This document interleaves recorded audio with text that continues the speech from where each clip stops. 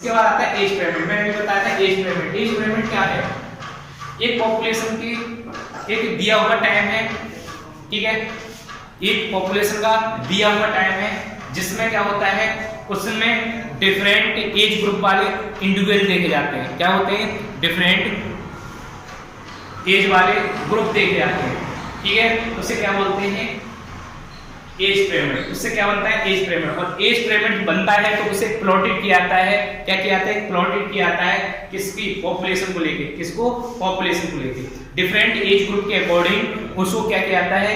Age pyramid में क्या किया जाता है?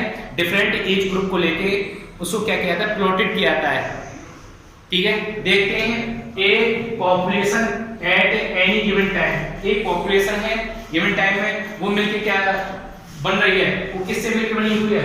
इंडिविजुअल ऑफ डिफरेंट एज, ठीक है। डिफरेंट एज वाले जो होते हैं इंडिविजुअल है, उनसे क्या है? पॉपुलेशन बन रही है। वो पॉपुलेशन जो होती है वो प्लॉटेड की जा रही है। क्या की जा रही है? प्लॉटेड की जा रही है। उससे बन रहा है जिसे हम क्या बोलते हैं? Age pyramid. क्या बोलते हैं?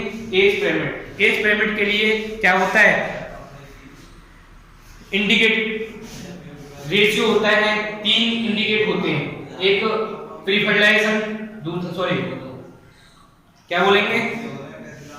प्री रिप्रोडक्टिव और रिप्रोडक्टिव और पोस्ट रिप्रोडक्टिव। ये प्री रिप्रोडक्टिव, ये रिप्रोडक्टिव और ये हो गए पोस्ट रिप्रोडक्टिव। ये 3 फेस होते हैं, ठीक है ना। पूछ लिया जाता है कि एज पिरामिड को इंडिकेट करने के लिए 3 फेस होते हैं। कितने? प्री रिप्रोडक्टिव, रिप्रोडक्टिव और पोस्ट रिप्रोडक्टिव। इन 3 फेज से क्या होता है? किसी भी पॉपुलेशन का हम क्या निकाल सकते हैं? एज पिरामिड बना सकते हैं, ठीक है।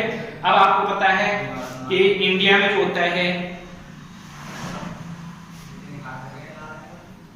जब आप पॉपुलेशन देखो इंडिया की, उसमें जो काउंटिंग है, नंबरिंग है, वो किसकी ज्यादा है? प्री रिप्रोडक्टिव की, उसके बाद रिप्रोडक्टिव की और उसके बाद पोस्ट रिप्रोडक्टिव। बनाते कैसे? देखो, या तो टोटल नंबर हो गया और ये हो गया हमारा टाइम, ठीक है। ये हमारा टोटल नंबर और ये हो गया टाइम। इस तरीके से क्या होता है? पिरामिड बनता है।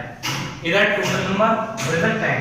अब आप देखोगे पोस्ट सॉरी प्री रिप्रोडक्टिव जो होते हैं उनकी नंबरिंग ज्यादा होती है और टाइम नहीं होती उनकी। कितनी से ग्रुप में होती है? कितने से कितने टाइम पीरियड?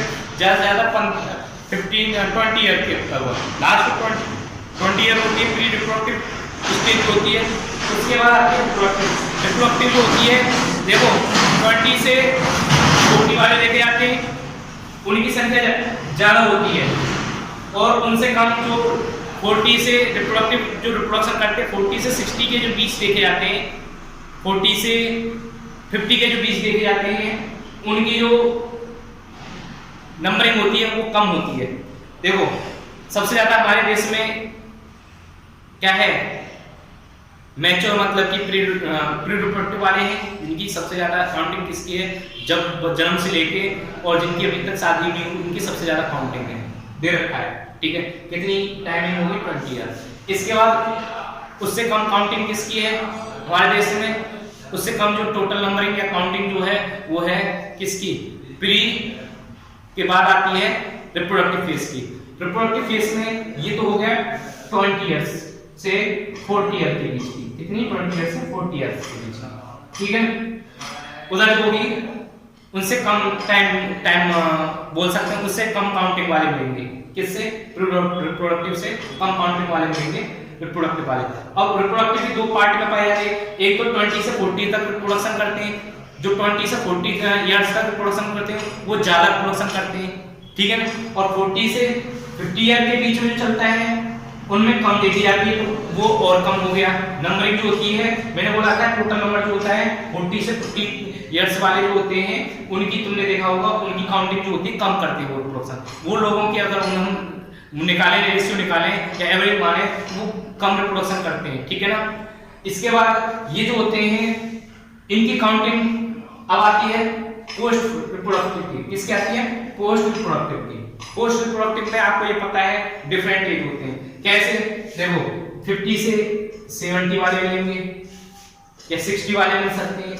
50 से 60 वाले की संख्या ज्यादा देखने को मिलेगी और 60 से 70 वालों की ज्यादा संख्या देखने को मिलेगी और 70 80 के देखने को मिलेंगे आपको। जो ओल्ड एज वाले जो होते हैं या हमारे जो बोल सकते हैं बुजुर्ग जो होते हैं या सिटीजन जो होते हैं वो कम देखने को मिलते हैं। जैसे जैसे एज उनका जो टाइमिंग बढ़ती है, ये टाइमिंग बढ़ रही है, टाइमिंग के अकॉर्डिंग क्या होती है? संख्या कम होती चलती है, ठीक है ना। और जैसे इस टाइमिंग बढ़ती है वैसे संख्या, और उसमें आपने देखा होगा टोटल नंबर भी क्या होते हैं।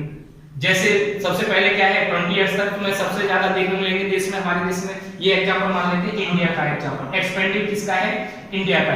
इंडिया का एक्सपेंडिंग क्यों है? क्योंकि इसमें प्री रिप्रोडक्टिव जो ज्यादा देखने को मिल रहे हैं, उसके बाद जो देखने को मिल रहे हैं रिप्रोडक्टिव वाले देखने को मिल रहे हैं उससे कम जो होते हैं, उससे 20 से 40 वाले, क्योंकि इस टाइम में सबसे ज्यादा रिप्रोडक्शन होता है। उसके बाद 40 से 50 में और उससे कम रिप्रोडक्शन करते हैं, उनकी एज उनकी जो काउंटिंग होती है और कम हो जाती है 40 से 50।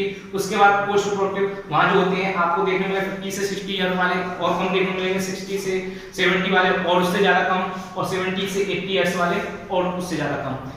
ये देखने को मिलती है इंडिया में। स्टेबल जो देखने को मिलती है वो आपको देखने को मिल जाएगी अमेरिका में। किसमें देखने को मिल जाएगी? अमेरिका में। अमेरिका में आप देखोगे कि वहां पर आपको स्टेबल देखने को मिल जाएगी। स्टेबल मतलब जानते हो कि वहां पर जो ये प्री रिप्रोडक्टिव वाले हैं उनकी संख्या और इसकी रिप्रोडक्टिव वाले की बराबर इक्वल नंबरिंग होती है, ठीक है। टाइमिंग भी बराबर चल रही है, ठीक है भाई। उनकी जो होती है 20 से 40 तक रिप्रोडक्शन करते हैं, ठीक है। उसके बाद ठीक है, और कुछ जो होते हैं कितने होते हैं 40 से 50 भी करते हैं रिप्रोडक्शन। ये हो गया 20 से 40 दोनों। जो ये हो गया 20 इयर्स तक, जो 20 इयर्स तक जो देखे जाते हैं, और जो रिप्रोडक्टिव एज जो होती है, रिप्रोडक्टिव एज फर्स्टली जो 20 से 40 ईयर वाली, और ये जो होती है प्री रिप्रोडक्टिव एज होती है, दोनों की काउंटिंग बराबर होती है, ठीक है ना। पॉपुलेशन में पॉपुलेशन दोनों की काउंटिंग बराबर होती है, लेकिन उससे जैसे जैसे ऊपर चलते हैं उनको देखने को मिलेंगे उससे कम एज वाले बुढ़े लोग, ठीक है ना, जिसे बोलते हैं हम बूढ़े जो बोलते हैं, हम बोल सकते हैं सिटीजन या ओल्ड एज वाले, ठीक है। ऐसे ही इसमें स्टेबल हो गया। एग्जांपल देते हैं अमेरिका। इसके बाद आता है डिक्लाइन। डिक्लाइन जो आपको देखने को मिलेगा, ये देखने को मिलेगा किसमें? जापान में। जापान में क्या देखने को मिलेगा कि वहां पर देखने को मिलेंगे उनकी संख्या बहुत कम है, क्योंकि ये चाइना में हुआ था जब वन चाइल्ड पॉलिसी लाए थे, उस टाइम पर चाइना में देखने को मिला था। क्या देखने को मिलेगा था?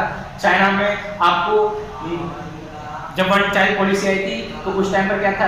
डिक्लाइन देखने को मिला था। प्री रिप्रोडक्टिव फेज वालों की संख्या कम हो गई थी और इसकी संख्या रिप्रोडक्टिव वालों की संख्या कुछ की क्या हो गई? कम हो गई थी, और जो 40 से 50 इयर्स वालों की संख्या ज्यादा हो गई, ठीक है ना। उसमें टाइमिंग होती है, टोटल नंबर जो है वो ज्यादा हो गए थे। इसमें रिप्रोडक्टिव फेज के जो 40 से 50 इयर्स वाले थे, और उसके बाद जो एज जो बोल सकते हैं सिटीजन या ओल्ड एज वाले जो थे वो क्या थे? उनकी संख्या कम होती है। इस तरीके से हम क्या बोलते हैं? एज पिरामिड तैयार करते हैं, ठीक है ना। एज पिरामिड किसी भी पॉपुलेशन का एक पॉपुलेशन है। आपने एक पॉपुलेशन क्या देखा कि इतनी इतनी एज वाले का हमने क्या देखे? इंडिविजुअल देखे, जिसकी वजह से हमने क्या तैयार किया? एक हमने पिरामिड तैयार किया जिसे बोला था एज पिरामिड, ठीक है। एक्सपेंडिंग, स्टेबल और डिक्लाइन, ये 3 फेज में कंप्लीट होती है। ये मैंने बताया दिया, pre reproductive, reproductive and post reproductive, clear है।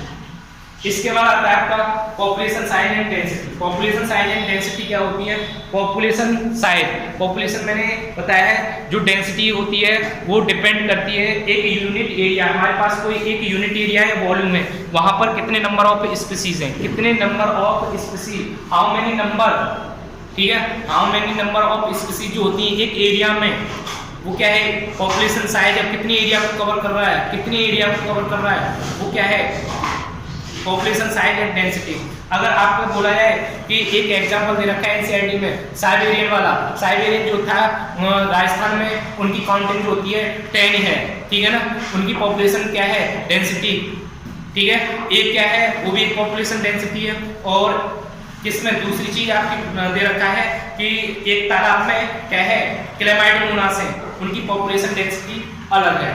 ठीक है ना, दोनों की पॉपुलेशन डेंसिटी है उसकी अलग है, वो डिपेंड करती है नंबर पर। लेकिन ऐसा भी नहीं है कि हम उसी को माने, ठीक है, और ये भी नहीं है कि एक्चुअली वो पॉपुलेशन डेंसिटी एक्चुअली होती, एवरेज निकाली जाती है। क्या निकाली जाती है? एवरेज निकाली जाती है। कभी पॉपुलेशन डेंसिटी जो होती है एक्चुअली होती कि बिल्कुल हम फिक्स इतना ही कहें। अगर आपसे बोला जाए कि इस तालाब में जो इस एक तालाब है ABC,